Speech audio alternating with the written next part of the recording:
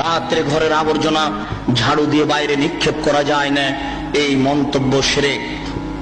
রাত্রে গাছের ফল পাড়া যায় না, এই ধারণা শিরক।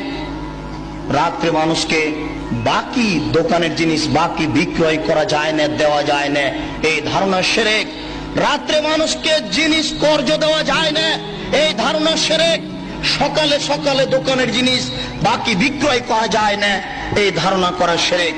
অপবিত্র অবস্থায় ঘর ঝাড়ু দেওয়া যায় না, আপনার স্ত্রী আপনার বৌমা অপবিত্র অবস্থায় ফরজ গোসল না করে ভাত রান্না করতে পারে না, ঘর ঝাড়ু দিতে পারে না, এগুলি ধারণা করা শিরক।